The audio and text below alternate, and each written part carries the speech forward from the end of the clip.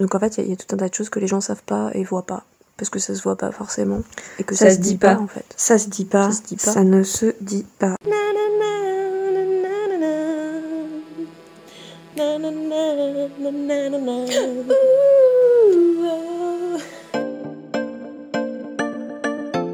Ça se dit pas, 100 mg par jour pour voir la vie en velours.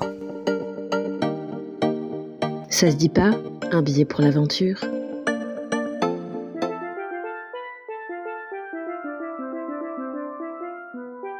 Il n'y a que nous qui travaillons l'été.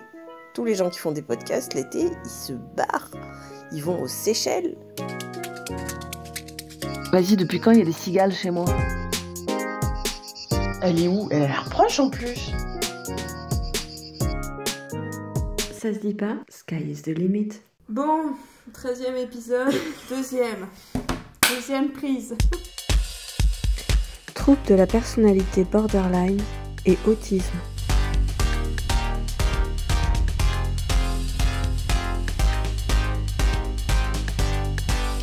Des fois, je me dis que ça serait trop bien de pouvoir ouvrir sa boîte crânienne, tu sais, prendre son cerveau, le mettre dans une autre boîte de vacances du cerveau.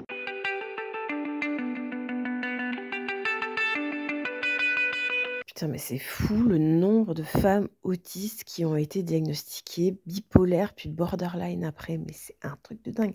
Avant d'être diagnostiquées autistes. C'est ouf, mais le nombre, mais c'est énorme, quoi. Enfin, franchement, mais c'est dingue. Toi et moi, on a eu un diagnostic Oui, borderline. c'est ça. Donc moi, vers mes 20-25 ans. Toi, un petit peu plus tardivement. Même bien plus tardivement, vers 34 ans, 34-35 ans. Et que pendant longtemps, on a pensé que c'était un diagnostic qui collait, en fait. Qui nous correspondait. correspondait. Alors, sachant, juste pour préciser, qu'avant ça, on a aussi eu le diagnostic bipolaire qui flottait un Oui. peu. Voilà. Moi qui a clairement été posé. Toi qui a été posé, Et qui moi s'est qui a été avéré, évalué. Et qui s'est avéré pour nous deux Pas concluant. pas juste, En fait. pas correct. Mm. Mais effectivement, le diagnostic borderline, c'est un diagnostic dans lequel on s'est reconnu. Oui. En fait. On s'est reconnu. Après... Il y avait aussi des choses qui collaient pas. Oui. C'est aussi ça qui a fait qu'à un moment donné, on s'est posé des questions. C'est que, en fait, notre travail en thérapie, même si on apprenait des choses, etc., ça n'avait pas de conséquences vraiment sur notre vie quotidienne. On voyait pas d'amélioration de notre vie au quotidien, en fait. Au-delà de ça, moi j'ai trouvé que ces thérapies étaient aussi... Alors j'ai eu moins de temps de thérapie du coup que toi, mais je sentais bien que ça me faisait violence aussi en fait. Qu'il y avait des choses qui faisaient violence à un fonctionnement qui était vraiment inné chez moi en fait et qui ne relevait pas d'un trouble en fait. Oui, et qu'il y avait des choses qui ne pouvaient pas vraiment changer. Autant Oui, il y avait ça. des choses qui pouvaient effectivement évoluer et changer de par le travail de thérapie, autant il y a des choses qui restaient, qui étaient rigides, quoi. C'est ça. Donc qu'est-ce qu'on peut changer et qu'est-ce qui fait, qu'est-ce qui est nous en fait. Enfin, c'est là que la question de l'identité s'est aussi posée à ce niveau-là. Enfin, je veux dire, on est allé chercher finalement qui on était au-delà de ce trouble. On sentait bien que ça définissait pas tout et que ça définissait pas tous nos comportements en fait, que tous nos comportements n'étaient pas reliés essentiellement à un trouble de la personnalité. Oui, après ce qui est trompeur aussi, c'est que effectivement le TPL aussi, moi j'ai moins de critères aujourd'hui que j'en avais il y a des années en fait. Parce que effectivement il y a des choses qui se travaillent en thérapie, tout ça, donc oui, et plus je travaille sur mon TPL, plus finalement ça devient compliqué de différencier ce qui est de l'ordre du TSA potentiel ou du TPL. Mais de toute façon, moi je suis assez intimement convaincue d'avoir les deux imbriqués, quoi, en fait, liés. En fait, je suis en train de me dire que déjà, en fait, enfant, apparemment, on n'avait pas des comportements appropriés, en fait, c'est ça? Fallait pas avoir d'attachement aussi intense. En fait, on avait déjà des comportements inappropriés dans l'enfance. Et ça, c'est un peu la description de l'autisme aussi, enfin souvent quoi. Ce truc de l'enfance où il y avait des choses en fait qu'on ressentait des particularités qu'on avait dans la petite enfance qui du coup collent pas avec un trouble de la personnalité qui se construit en fait au long cours, qui se construit voilà, notamment avec l'invalidation émotionnelle, etc., pour le trouble de la personnalité borderline. Mais en tout cas, voilà, nous, il y avait des choses qui étaient présentes vraiment très, très, très jeunes, en fait. Et souvent des choses, alors encore une fois, je pense à mes stéréotypies au STEAM, qui pour moi c'était quelque chose de présent. Je faisais donc des mouvements répétitifs de façon très prononcée dès l'enfance, qui, malgré les injonctions de l'extérieur de mes parents, etc., n'ont jamais pu être supprimées. Et que je fais toujours aujourd'hui, et dont j'ai besoin aujourd'hui. En fait. Oui, ça par exemple, ça n'a rien à voir avec le trouble borderline. Exactement. Voilà. Donc, non, mais c'est ça, c'est qu'il y a des choses, en fait, dans nos comportements qui quand même se distinguent du trouble borderline. Après, il y a des choses qui se confondent clairement, et comment faire la distinction? Ça a été super dur, en fait, de faire cette distinction-là, quand même. Parce qu'en fait, on a aussi compris que la neuroatypie, quand elle n'était pas détectée dans l'enfance, c'était un terrain très très favorable au développement d'un trouble de la personnalité borderline, en fait. C'est ça aussi. Oui, et le trouble borderline et l'autisme se ressemblent tellement aussi. Oui. C'est fou quand même que dans les critères, ça se ressemble énormément. Et je pense que des critères, des traits autistiques peuvent très bien être amplifiés et vraiment se confondre avec des critères borderline. Enfin, je veux dire, c'est les mêmes. Et c'est comme s'ils s'imbriquaient entre eux, en fait, pour créer un monstre encore plus volumineux et qui prend encore plus de place dans ton identité, en fait, finalement. Et comment distinguer ces choses-là? Moi, j'ai eu vraiment besoin de comprendre ce qui relevait de l'un et de l'autre. Borderline. Trouble de la personnalité limite. TSA. Qui suis trouble du spectre de l'autisme. Autiste. Borderline. À quoi je ressemble vraiment? Bonne chance et ne merdez pas. Va prendre ton lithium.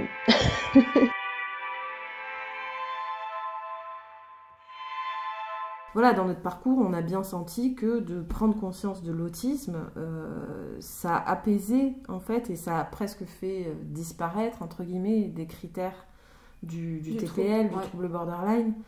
Le vide identitaire, voilà, cette espèce de trou noir dont on parle dans l'épisode 3, d'ailleurs. C'est vrai que nous, alors voilà, ce que encore une fois, pour pas juste se contenter de dire « Oh, on a compris qu'on était autiste, du coup ça a réglé tous les problèmes identitaires », en fait, c'est pas juste le fait de comprendre qu'on est autiste, c'est le fait de comprendre son fonctionnement, ses limites et ses besoins. C'est tout ça, en fait, et les articulations entre tout ça qui font que ce vide existentiel et identitaire va s'apaiser, en fait. C'est pas juste ce diagnostic, parce qu'il y a beaucoup de gens qui disent « Oui, mais un diagnostic, ça change quoi, etc. » Mais ça change tout ça, en fait. Ça change la compréhension de tout ça. Et c'est vrai que c'est important à préciser. Et le vide est aussi l'image de soi. Oui. En fait, l'image de soi. Enfin, il y a un moment où, quand on comprend qui on est... et là, en fait, je parle directement de l'identification au trouble, en fait, finalement. Alors, je vais pas parler d'identification au trouble en parlant d'autisme, parce que l'autisme n'est pas un trouble. Donc, l'autisme, pour le coup, moi, je m'y identifie clairement, quoi. Oui, l'autisme, c'est vraiment une particularité du neurodéveloppement. Donc, voilà, encore une fois, c'est très différent du trouble borderline qui avait vraiment... Qui se construit, oui. Oui, et au fur et à mesure que la personnalité émerge, en fait. Et en même temps, ça va tellement... Enfin, je veux dire, ça devient ta personnalité, en fait. Alors, on appelle ça un trouble de la personnalité. Donc, ta personnalité est troublée. Mais c'est ta personnalité, en fait. Enfin, moi, je pense que je serai borderline toute ma vie. Enfin, je suis borderline, en fait. Et même si du coup, avec la compréhension de l'autisme, on s'est rendu compte que du coup, il y avait des critères qu'on pensait liés au trouble borderline qui en fait sont liés à l'autisme, et du coup, ça diminue le nombre de critères qu'on a liés au trouble borderline. Donc, est-ce qu'on peut dire qu'aujourd'hui, on est toujours borderline ? Parce qu'on a plus 5 critères sur 9, enfin, on a plus 8 critères sur 9, mais peut-être 4 ou 1, ou... Tu vois, Non, mais c'est ça, on n'a plus le même nombre de critères. En même temps, il y a des choses qui sont toujours constitutives de notre personnalité. C'est ça, enfin... Et qui le seront toujours. Voilà, moi, si je devais, encore une fois, dire une chose qui me reste du trouble borderline, c'est vraiment l'aspect affectif et l'insécurité affective. Et ça, effectivement, aujourd'hui, j'ai l'impression que cette fragilité-là sera toujours présente et qu'elle ne bougera pas. Après, encore une fois, peut-être que dans 10 ans, je me rendrai compte qu'en fait, ça aura changé. Mais en tout cas, pour l'instant, voilà, et l'aspect affectif, c'est quand même un des aspects principaux du trouble borderline.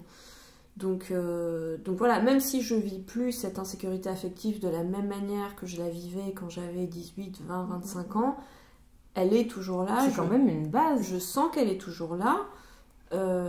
Qu'elle a ses causes aussi, ses raisons dans mon enfance, et notamment voilà, des besoins qui n'ont pas été pris en compte.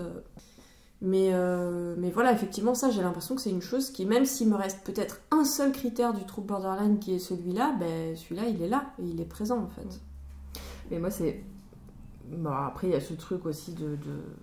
L'insécurité affective, c'est pareil. Il s'exprime différemment chez moi que chez toi. Mais c'est pareil, c'est un truc qui reste, et aussi, enfin voilà, je le répète et je fais que le répéter, mais le rejet de soi. Moi, ça, c'est un truc qui revient et qui émerge, enfin qui revient souvent en fait. Oui, non, mais moi aussi en fait.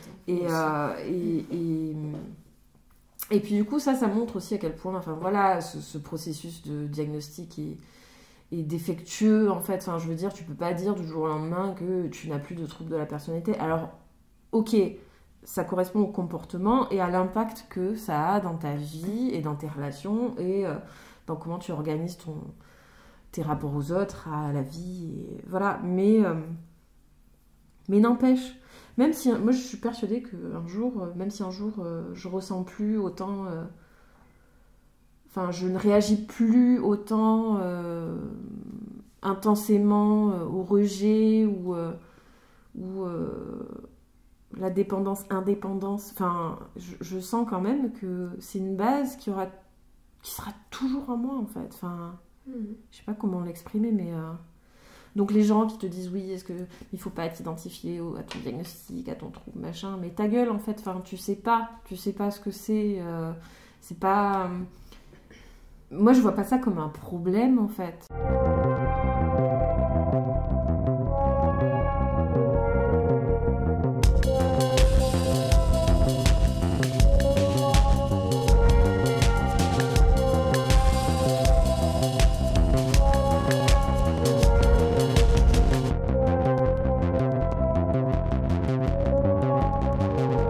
Après, encore une fois, il peut y avoir des personnes pour qui ça a été un problème parce que le fait d'être diagnostiqué tel truc ou tel truc, ça a pu avoir des conséquences dans leur vie vraiment négatives et néfastes. Mais moi, j'ai l'impression que, en tout cas, ce diagnostic d'autisme, il a vraiment eu un impact identitaire très très fort. Et donc c'est pour ça que les gens qui peuvent dire oui, mais au fond, que tu aies le diagnostic officiel ou pas, que tu sois ci ou ça, machin, qu'est-ce que ça change? Ça change tout. Oui, c'est pas la première fois qu'on le dit, mais ça change tout. Après, la stigmatisation qu'il y a par rapport justement aux idées qu'on se fait de certains troubles ou de certaines conditions neuro comme l'autisme ou le TDAH ou c'est réel. Enfin, moi je veux dire, je l'ai ce truc. Enfin, alors autant pour le trouble borderline, j'étais tellement soulagée en fait d'avoir un premier élément de réponse que du coup je l'ai dit à tout le monde et j'avais besoin en fait, tu vois, de dire ok, j'ai mis le doigt sur un truc, c'est important, même si tout le monde en avait rien à foutre en fait. Voilà, ça c'est autre chose encore, mais autant l'autisme, ben, j'ai du mal. Enfin, c'est ce qui participe aussi, enfin, ce validisme intériorisé que j'ai, c'est ce qui participe au doute et au questionnement qui revient continuellement, alors que je vois bien, en fait, que je suis autiste et que mon père est autiste et que, enfin, je veux dire, il y a tellement, je veux dire, comment je peux encore avoir de doutes, tu vois. Mais ce truc d'avoir peur de faire les démarches d'un diagnostic officiel parce que... Mais ça, c'est aussi une réalité qu'on montre pas, c'est-à-dire que les gens, au fond, qui disent oui, comme quoi on court après des diagnostics qui sont pas forcément réels et tout. En fait, on montre pas à quel point il y a de doutes, à quel point je t'ai entendu pendant ces dernières années, cette année et demie, cette dernière année et demie, me dire mais je suis pas autiste, mais si ça se trouve en fait j'ai juste un trouble border, mais si ça se trouve en fait machin, mais si ça se trouve en fait... Voilà, enfin je veux dire à un moment donné on est vraiment encore une fois dans une démarche, une recherche sincère de ce qui se passe en fait, on n'est pas oui, et puis comme si c'était enfin tu vois quel serait l'intérêt, enfin je veux dire oui, ça fait je sais pas combien de temps là que je te répète aussi que l'autisme c'est de la merde et que j'en peux plus d'être autiste en fait et que c'est difficile c'est vrai de que c'est pas avec parce que tu comprends que t'es autiste que c'est vrai que tous les problèmes c'est ça, non mais c'est ça, tu sais, enfin en fait les gens voient ce qu'on veut bien montrer encore une fois.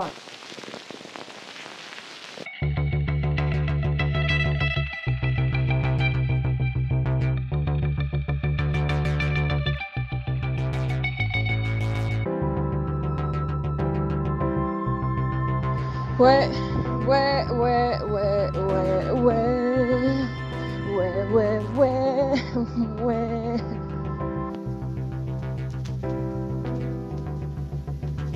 Poli me clava.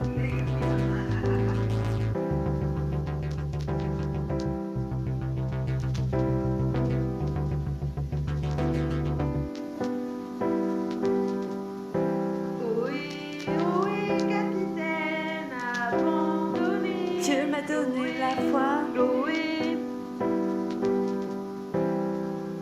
En même temps, je suis soulagée au niveau identitaire justement de comprendre qui je suis et de comprendre mes fonctionnements et de pouvoir mieux composer, un peu mieux composer dans ma vie et dans mes relations et dans mes activités.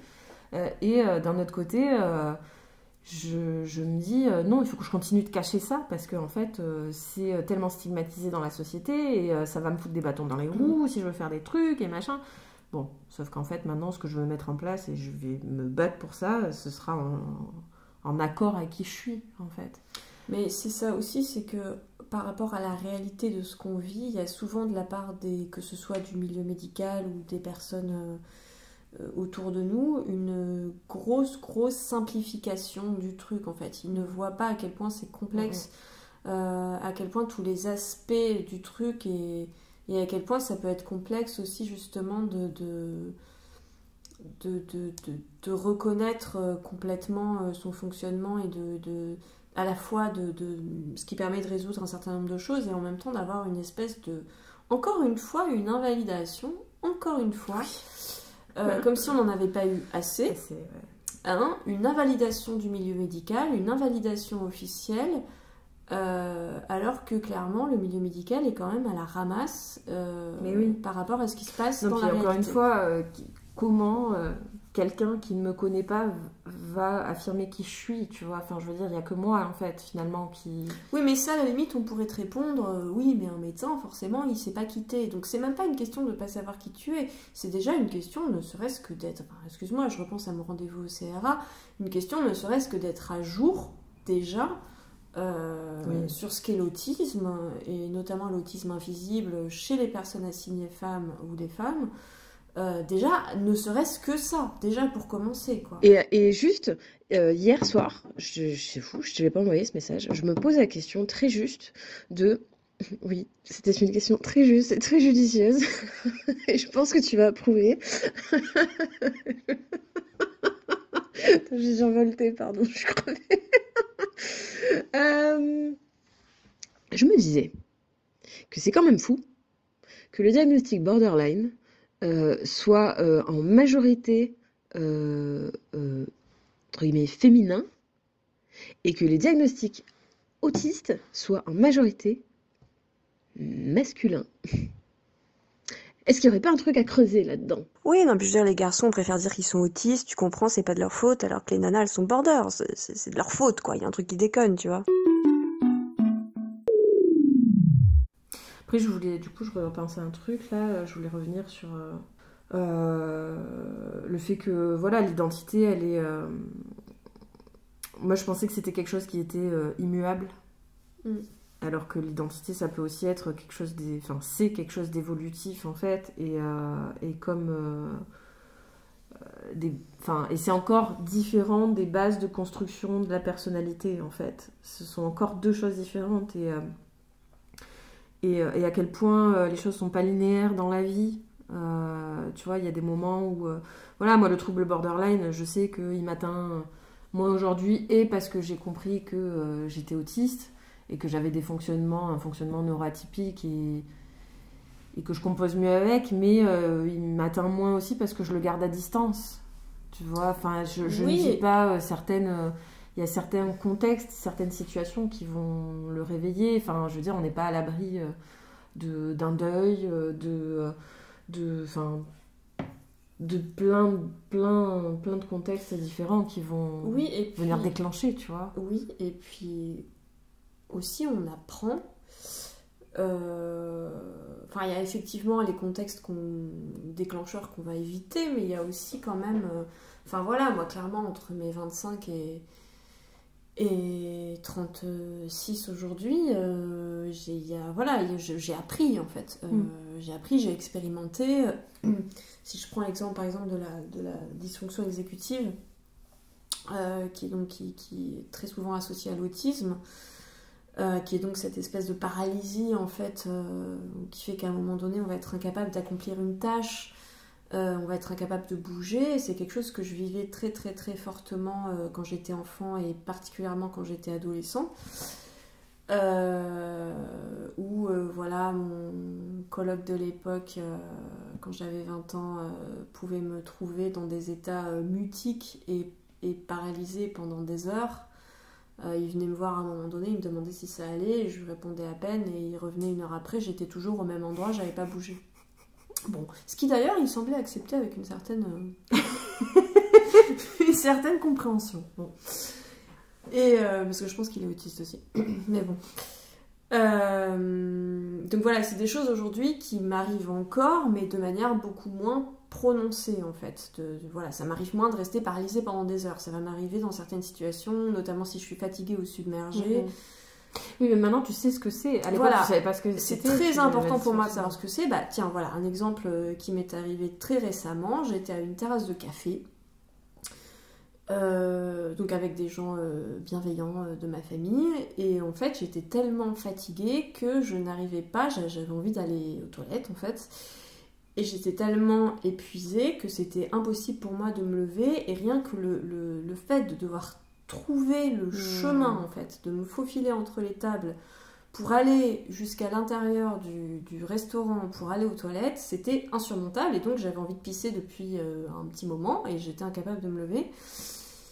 Et en fait, c'est aussi une chose qui a changé aujourd'hui, c'est que je demande de l'aide, en fait, dans ces cas-là, et que quand soit les gens me le proposent, parce qu'il y a des gens particulièrement bienveillants qui vont voir que je suis dans une situation compliquée, mais ça reste quand même assez rare. Sinon, aujourd'hui, c'est vrai que c'est quelque chose que je peux demander, bah voilà, est-ce que tu peux m'accompagner, parce que j'y arrive pas, en fait. Voilà, et chose que je m'interdisais de faire avant, parce que je me disais, putain, vas-y, t'as 35 ans passés, faut pas déconner. Ouais, c'est encore, on commence à le faire, mais ouais, ça reste c'est pas toujours évident, et moi je sais que, voilà ce que je disais tout à l'heure, hein, les crises que je peux faire, je les ai jamais montrées, et ça aussi, voilà, quand tu dis à quelqu'un que t'es autiste, on te dit ah bon, mais ça se voit pas, mais t'as pas l'air autiste, machin, mais ouais, mais en fait, il se passe quoi si je te montre une crise autistique, si tu t'autorises à montrer, si je m'autorise à vivre une crise autistique en plein milieu, je peux te dire que les choses s'arrêteraient net en fait, et que voilà, mais je me suis toujours empêchée de le faire, et je sais pas comment j'ai contenu, mais derrière voilà, je cassais tout chez moi, mais Mais ça, tiens, il faut qu'on le dise aussi, la différence de réaction qu'il y a quand on dit qu'on est borderline, Oui. où du coup les gens ne réagissent pas. Il y a un gros blanc quand on dit qu'on est borderline. Une gêne. Une gêne. Je pense que c'est un diagnostic qui fait peur Oui, on a aux les gens. images de psychopathes un peu Ouais. dans les séries télé, etc. Les harceleurs. Les manipulateurs. Voilà. Après, du coup, les gens, voilà, ça les fige un petit peu. Mais tu vois, c'est fou. J'ai pas eu honte de ce diagnostic-là. Alors qu'il est quand même très stigmatisant. Alors qu'il est quand même très... voilà. C'est aussi un trouble qui est très courant. Et à côté... Ouais, mais c'est aussi un trouble que les gens connaissent pas. Hein, oui, ils ont une image souvent erronée. Et voilà, quand tu dis que t'es autiste, ah bon, mais t'as pas l'air... On est tous un peu autistes. Quand on dit qu'on est autiste, généralement, la première réaction des gens qui sont pas renseignés, c'est de ne pas vraiment nous croire, en fait. C'est plutôt ça, en fait. Oui, c'est ça. C'est ça. Comme si on Après, disait ça, ma foi... Ouais. Après, ça peut arriver pour le diagnostic borderline aussi. Ouais, mais j'ai l'impression que c'est quand même plus rare. Moi, on m'a dit, ah non, pour moi, t'es pas borderline. Bon. Okay. Oui, après, il y a des gens qui disent tout un tas de... Mais non, mais c'est des gens qui connaissent pas... Ils sont pas renseignés, en fait. Ouais. Après, le diagnostic borderline, c'est un diagnostic qui, je trouve, est très dur. Alors, tous les diagnostics sont durs à recevoir, j'ai l'impression, quand même. Tu vois, mine de rien, même si ça nous apporte un soulagement au niveau de la compréhension et des clés, en fait, pour fonctionner. Il y a quand même un coup de massue. Moi, je sais que j'ai toujours... Enfin, le diagnostic borderline, il a été assez violent, quand même. Et je pense que j'ai très, très peur d'avoir un diagnostic d'autisme ou de TDAH, officiel. Ou les deux officiels, oui. Mais ça, c'est relié au fait que dans nos sociétés, voilà, il y a de la psychophobie, du validisme, et que c'est dévalorisant et que ça t'es inférieur, en fait. Mais je crois que c'est pour cette raison même que certains médecins rechignent à donner un diagnostic d'autisme à des patients chez qui c'est pas forcément visible. C'est qu'ils pensent que ça va peut-être les desservir, en fait. Ouais. Sauf que c'est pas à eux d'en juger, c'est pas à eux de prendre la décision. Ouais, en fait. Je pense qu'il y a aussi le fait que voilà, faut pas non plus. Alors ça, j'en sais rien, c'est ma pensée, mais tout diagnostiquer, enfin genre l'idée que sinon tout le monde aurait un diagnostic de quelque chose, quoi. Non, l'idée qu'il y a une neurodiversité, en fait, qu'il n'y a pas une norme valide, tu vois, et que c'est du bullshit, en fait.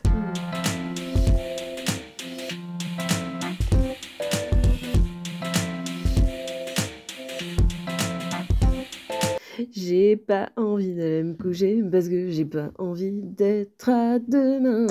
Ah, les voix du cerveau sont impénétrables.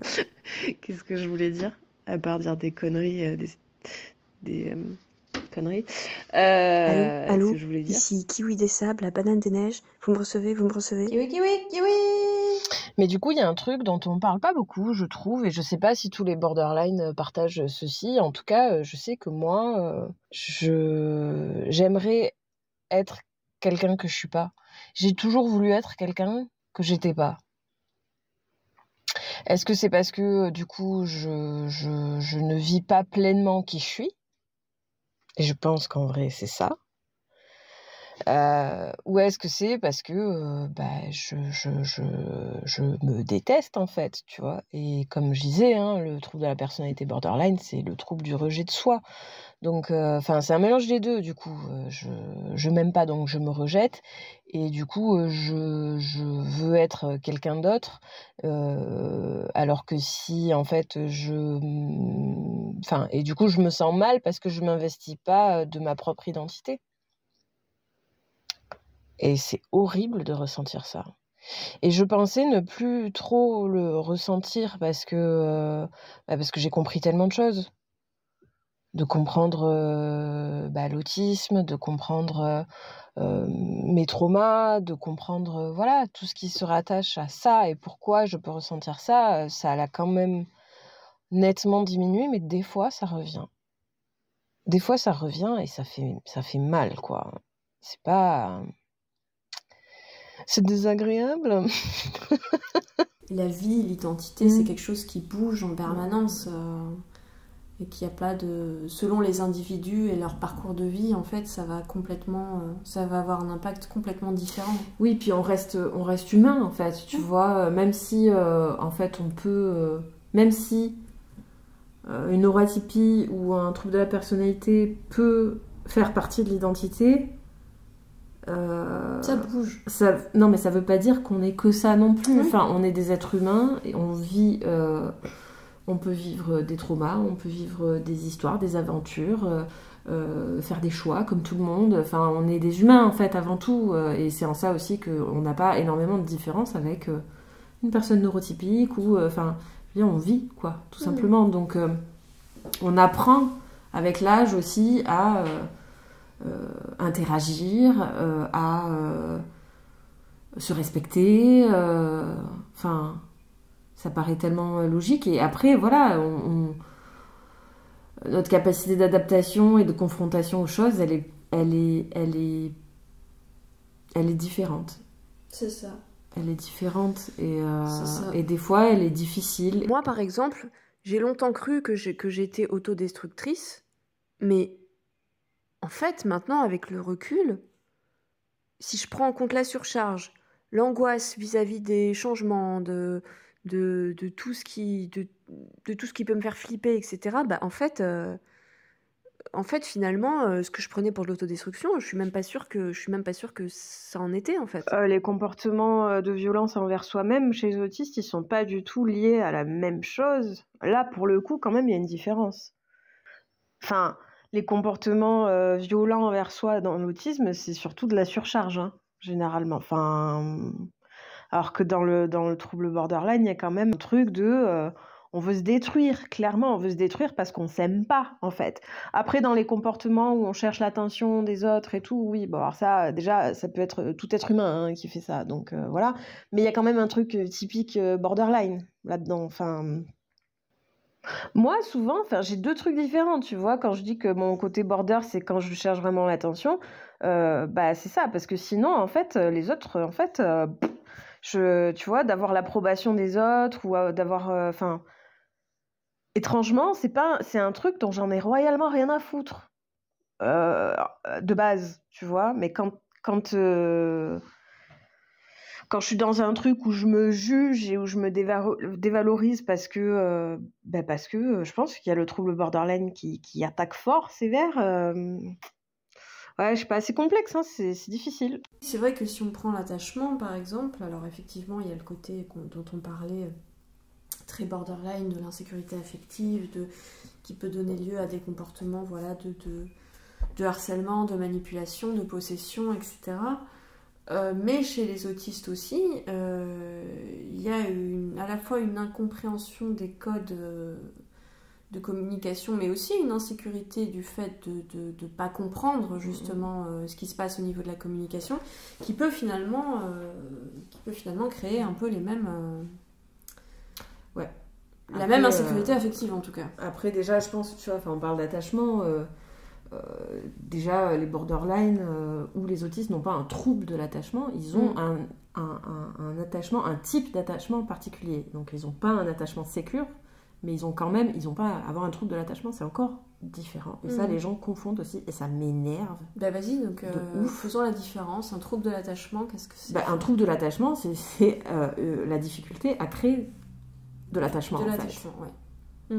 Alors que quand on a un attachement insécure, c'est pas la même chose. Ou un attachement désorganisé, c'est quand même un type d'attachement. Ça veut dire que l'attachement se fait, le lien se crée en fait.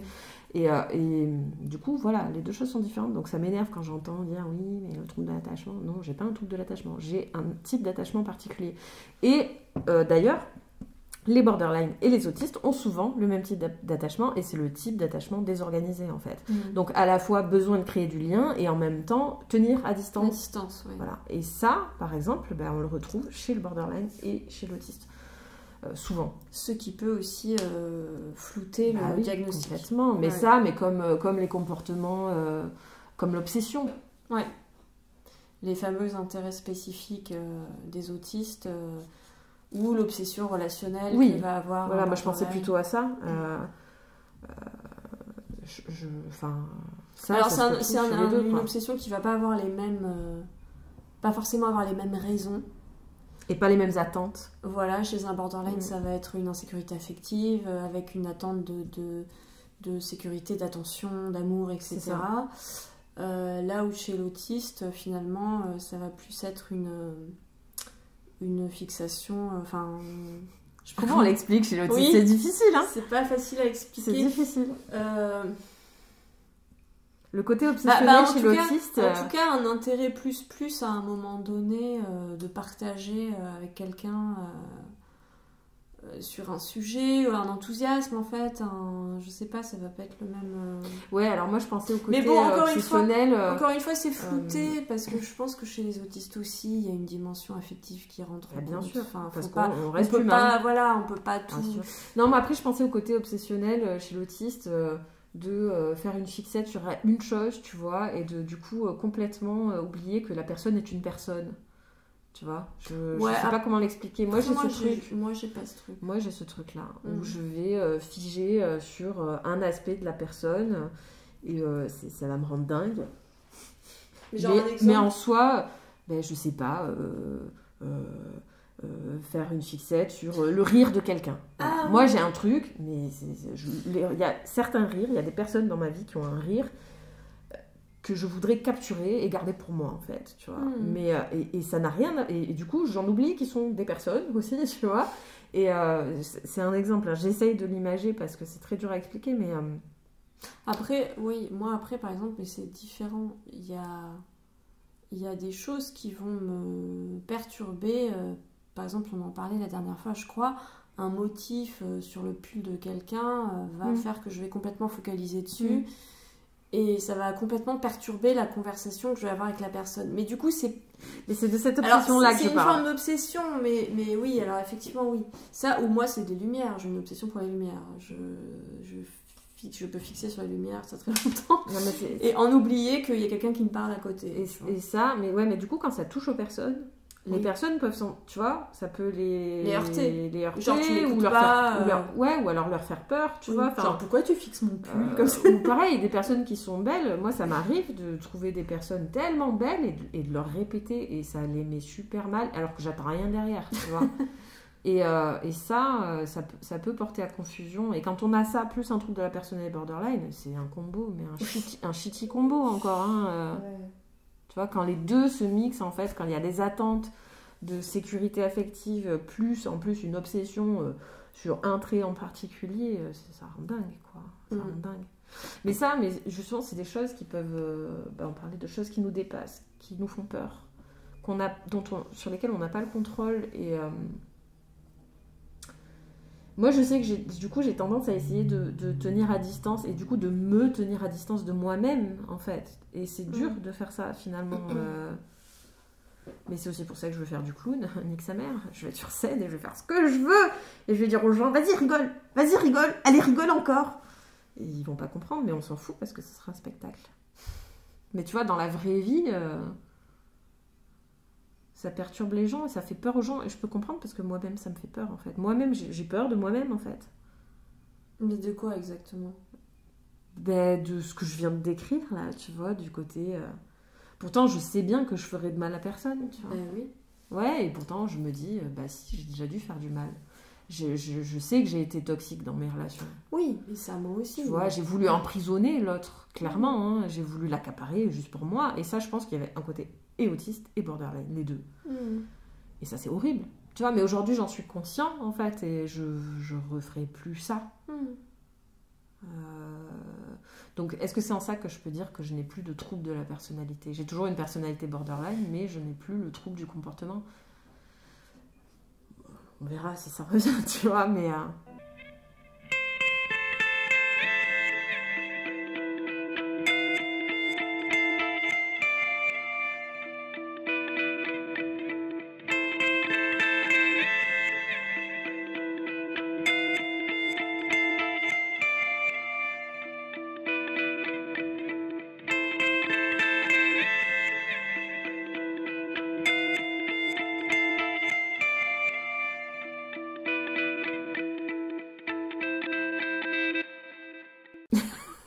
Ça t'a...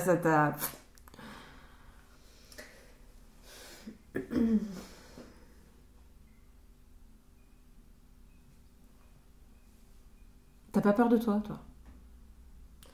Plus maintenant. Avant, ouais, j'avais très peur de moi. Pourquoi? Pour la même chose que ce que tu décris, je pouvais être très possessive, parce qu'en insécurité, je sais que j'ai eu des attitudes toxiques avec des gens. Mais en fait, je me suis quand même rendu compte assez vite que ça correspondait pas du tout à qui je voulais être, en fait. Alors, ça veut pas dire que pour autant j'arrivais... Mais en tout cas, je sais qu'assez tôt, je sais... Déjà, le fait de savoir que ça correspond pas à qui tu veux être, bah déjà, t'arrives à limiter un peu l'impact. Après, ben, en fait, pour lutter contre ça, moi, je me suis beaucoup fait mal à moi-même. Parce que... Bah, en fait, quand tu te fais mal à toi-même, l'automutilation, c'est quand même aussi pour pas faire mal aux autres, en fait. Soit parce que tu pètes les plombs et plutôt que de t'en prendre aux autres, bah, tu t'en prends à toi. Soit pour contenir un truc qui veut sortir, un espèce de truc un peu monstrueux que tu maîtrises pas, en fait. Et ça fait peur. Moi, ça continue, c'est quelque chose qui continue de me faire peur. Je veux dire, quand je parle de rejet, c'est ça aussi, tu vois, de pas vouloir faire du mal à l'autre et du coup on se fait du mal à soi. Sauf que c'est pareil, en fait. Enfin, oui, ça règle pas le problème, hein, clairement. Bah, ça règle pas le problème, et pourquoi tu te ferais du mal? Enfin, je veux dire, on plus... devrait autant tenir à nous-mêmes qu'aux Bien sûr. autres. Bah oui, mais on a une faille, voilà, on a une faille narcissique aussi à la base, je pense. Mais après, je sais pas, moi j'ai expérimenté ça très très tôt en fait aussi, donc du coup ça m'a laissé le temps de... Enfin, il y a quand même un truc clairement qui s'est apaisé en grandissant, en vieillissant, et je prends un médicament qui me tranquillise en fait, qui font que mes émotions sont moins hors de contrôle en fait. Enfin, c'est vraiment le but du lithium. Et du coup, d'avoir des émotions qui sont moins hors de contrôle, bah forcément ça me pousse moins à péter les plombs et à me blesser ou à, tu vois... Donc ça m'aide en fait vraiment aussi à ça. Après, j'allais dire, au-delà du médicament et tout ça, bah il y a la thérapie aussi quand même qui a un peu payé.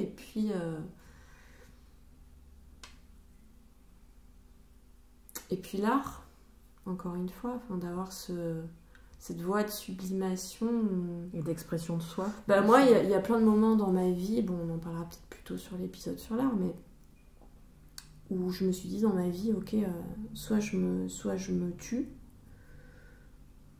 soit j'écris un livre où je vais au bout de ce texte qui est en cours, où je mets tout dans la peinture, enfin, à un moment donné, il y a ce truc, c'est un sursaut de vie chez moi, quand j'ai envie de me flinguer, quand je suis vraiment suicidaire, il y a un truc qui me dit, bah, ok, tu sais quoi, t'as envie de te flinguer, bah, avant d'aller au bout du truc... Essaye au moins d'achever ce texte qui est en cours depuis 6 mois, tu vois. Si vraiment tu n'y arrives pas à essayer... Ça, c'est super, quoi. Bah, c'est une grande force, parce que c'est énorme. ce qui fait que je ne suis jamais allée au bout. Et Tamix, c'était né de ça. Hein. J'étais à 2 doigts de me foutre en l'air, en fait. Et il est né de ce truc de... Mais voilà, finalement, je me suis pas foutue en l'air, j'ai fait ça. Oui, c'est ça, en faire quelque chose aussi de cette faille-là, finalement, plutôt que de tout arrêter, c'est ça. En faire quelque chose. Mais, En tout cas, essayer une dernière fois, voilà, avoir se laisser ce temps de... Et puis, qui sait, pendant ce laps de temps, tu peux peut-être changer ta vie, en fait. Oui, puis la vie est pleine de surprises aussi. Oui, tu peux rencontrer quelqu'un qui va changer ton machin, tu peux... travailler sur un truc qui va t'ouvrir à un monde absolument passionnant. Ou même ressentir d'autres choses aussi. Ou ressentir d'autres choses, voilà, tout à fait. Moi, je sais, voilà, pour répondre à ta question, si ta question c'est quand t'as envie de te faire du mal ou quand t'es tellement sur le point d'exploser que soit tu fais du mal aux autres, soit tu te fais du mal, qu'est-ce que tu fais? Bah, ouais, moi, ma réponse en général, c'est ça, il y a un truc qui switch, en fait, je me laisse pas la possibilité, en fait. Je prends mes pinceaux, je prends ma peinture et j'évacue ce que j'ai à évacuer déjà pour commencer, en fait. Moi, j'ai pas ce truc, tu vois. Après, tu vois, tout à l'heure, tu parlais d'un médicament qui t'aide à Oui, avoir un peu le contrôle. plus de maîtrise. Ouais. Plus de maîtrise. Moi, j'ai l'impression que j'ai pas... Alors, peut-être que je me trompe, hein, mais j'ai pas besoin de médicaments pour maîtriser ça, sauf que je passe par une grande répression, en fait. Ouais, ok. Et que du coup, c'est quand même très, très, très douloureux de réprimer Bah oui. Et puis surtout, ces d'où choses-là. l'importance de pouvoir le ressortir ailleurs différemment. Et voilà, et moi le problème c'est que pour l'instant ça ne ressort pas ailleurs et que je continue de faire de gros meltdowns et de grosses crises et alors je casse plus d'objets, plus trop, mais je continue de taper avec mes mains et tout ça, je continue de me faire mal mais je pense que je trouverai peut-être un moyen. Enfin, en tout cas, moi, ça me fait peur parce que je me dis, je réprime ces choses-là. Pour l'instant, ça ressort. Voilà, je tape et je pleure et tout ça, mais j'ai peur qu'un jour, je le vois pas venir, tu sais, et paf, paf, ah ben il n'y a plus de mari. Ça, c'est un truc qui m'a toujours fait peur. Et en même temps. Là, tu vois, je dis ça en me connectant vraiment au pire des sentiments que je peux ressentir. Sauf que ce sentiment-là, c'est pas le seul sentiment que je ressens dans ma vie, en fait. Il y en a tellement, tellement, tellement d'autres. Et là, des fois, je me dis, mais putain, mais heureusement que je suis autiste et que j'ai des obsessions, tu vois, qui me... Alors oui, tu vois, je disais que j'avais pas l'art, mais en fait... Si, en fait, j'ai plein d'intérêts spécifiques qui me tiennent. Et tu vois, je pense à certains borderline qui n'ont pas ça. Nous, on a une chance quand même, mine de rien, de... Ah, moi, c'est toujours ce qui m'a sauvé la vie, clairement. D'avoir un truc... d'avoir aussi ce besoin d'aller au-delà, en fait, de moi-même, en fait. Je sais pas comment dire, tu vois, ce truc de transcendance, en fait.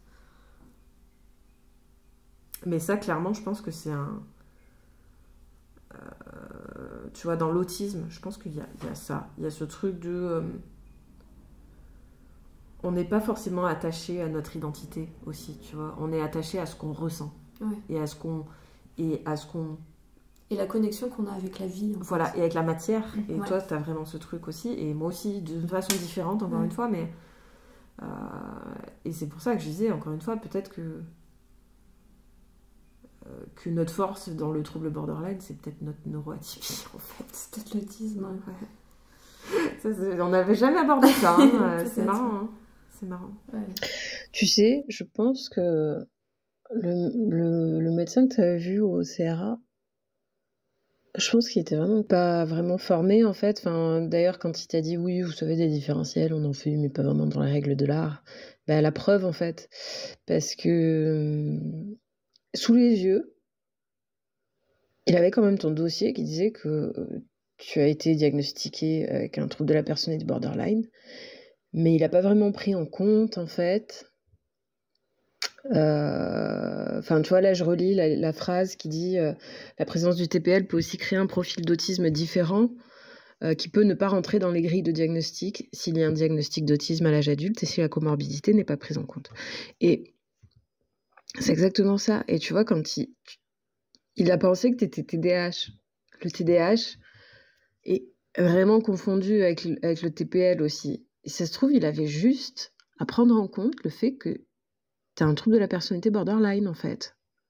Il n'a pas pris en compte tous les éléments, et ça, mais c'est super violent, enfin, c'est pas professionnel, c'est violent, je comprends pas, de toute façon, je comprendrai jamais ce qui s'est passé. Déjà, il faudrait voir la proportion de neuroatypiques chez les borderline qui doit être, à mon avis, bien, bien, bien importante. Vraiment très importante. Non, mais tu vois, c'est pour ça que, en fait, quand il y en a qui classent le trouble borderline dans la neuroatypie,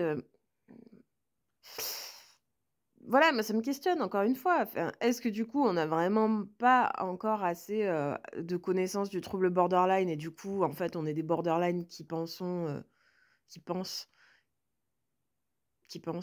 que être autiste, en fait? Ou est-ce qu'on est des autistes qui se sont crus borderline pendant longtemps ou alors est-ce qu'on a les deux? Moi, je pense que j'ai les deux.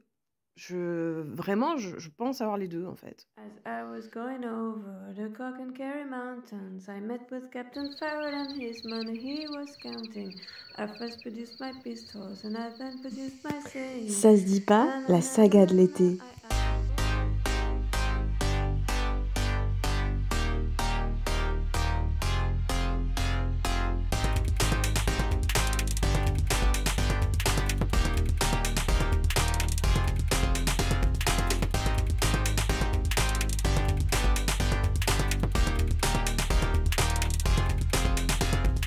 Ce qui me paraissait limpide et clair comme de l'eau de roche et évident il n'y a pas si longtemps, aujourd'hui, ça marche pas plus du tout en fait.